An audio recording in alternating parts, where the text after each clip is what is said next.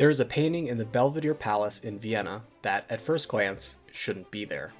That painting is Napoleon Crossing the Alps by Jacques-Louis David, Napoleon's one-time favorite and official court painter. The issue is that there is already an original of this exact painting at Versailles, so you wouldn't be surprised when, having already been to Versailles, I walked into the Belvedere Palace and was confused to discover they also had an original. Even the plaque on the wall gave the impression that this was the original painting. I swore I had already seen it in person, and considering I had never been to Vienna before, added to my weird sense of déjà vu. I was doubly confused when I checked the Wikipedia page. The version on the wiki was different from the one I was standing in front of.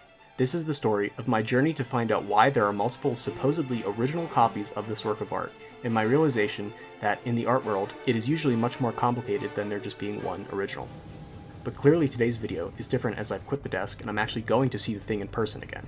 But those astute viewers will have noticed that I am not in Austria, but in a suburb of western Paris, and I'm on my way to the Chateau de Malmaison. It's quite a lovely fall day, actually. Said it was supposed to rain. But I'm on my way to the chateau as part of my journey to understand why there are multiple originals of this painting, and thus part of my quest to see all the original Napoleon Crossing the Alps. Because as I discovered 3 years ago, if I want to say I've seen the original, I actually need to have seen 5 separate paintings. But how did there come to be 5 originals, I hear you ask? In 1800, the King of Spain, Charles IV, commissioned David to commemorate Napoleon's recent victory in Italy, where a large part of the victory was due to Napoleon crossing the Alps unexpectedly. It was commissioned as a sign of goodwill between the Spanish monarchy and the new French consul. Eventually, Napoleon himself ordered further copies. One for his residence at Saint-Cloud, one for the library at Les Invalides, and another for the Royal Palace of Milan, the capital of the Cisalpine Republic, France's Italian vassal. But they were, all of them, deceived. For David personally kept one of the paintings at his workshop until his death.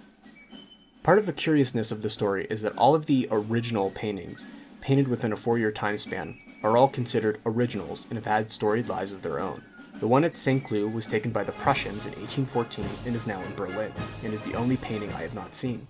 The one at Les Invalides was eventually given to Versailles, along with the one that David had kept for himself. And the one that was in Milan was eventually taken by the Austrians to Vienna, where I saw it at the Belvedere.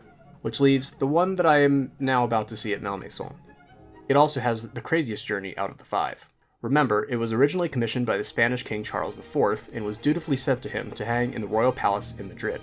But in 1808, Charles IV was forced out by his son and heir Ferdinand, who then declared himself Ferdinand VII. Quickly, Napoleon intervened in Spain, overthrew Ferdinand, and put his own brother Joseph on the throne of Spain.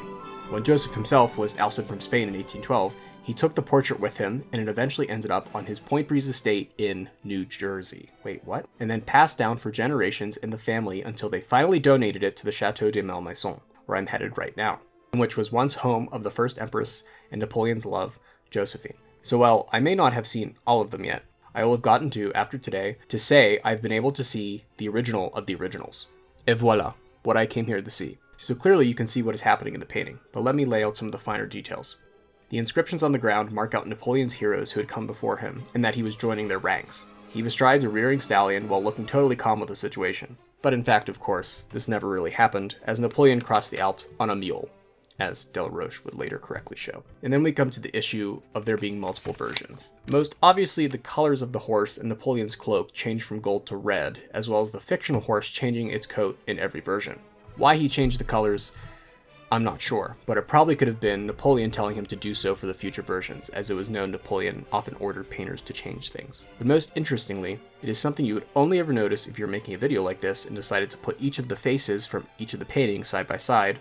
Most of the versions have a completely different face. It's extremely hard to tell from a distance, but when you actually look, they are almost entirely different people. Why David did not just make an exact copy? I have no idea, but it is somewhat possible to explain why Napoleon's face is different in each version for 2 reasons. One, Napoleon hated sitting for portraits, so painters either had to go from memory or look at paintings which had already been painted. Or, Napoleon personally intervened and asked the painter to change the painting for propaganda purposes. It was no different for these portraits. Napoleon had sat for David for the famous unfinished portrait, but after that refused to sit, as he thought it was a waste of time because he thought, it is the character that dictates what must be painted. Nobody knows if the portraits of the great men resemble them. It is enough that their genius lives there. But while David had to go from memory, and the one sketch he had from the sitting, he did have access to the uniform and the horses of Napoleon. So not only was he going from memory and from an old sketch for his face, He also had apprentices helping him with the different versions, which explains some of the quality differences. Also, the fifth and weirdest looking one is the one David kept for himself, and this is total speculation, but maybe to keep it out of the public eye. While the Napoleon crossing the Alps I saw today is, technically speaking, the actual original, meaning the first painted, this whole conversation brings up questions of what makes an original an original.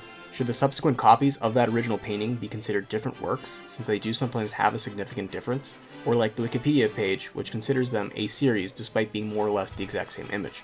Or do they all deserve to be considered the original work, as some of the plaques in some of the museums would have you believe? Because they are all simply more than a photocopy, as we would call it. They were either painted by the master himself or his apprentices under his supervision.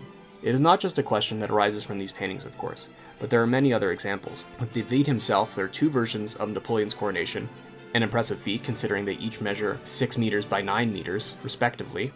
Outside of David as well, there are 4 Munch screams, 7 original sunflowers by Van Gogh, 2 Virgin on the Rocks by Da Vinci, and 3 originals of George Washington crossing the Delaware River. I could go on.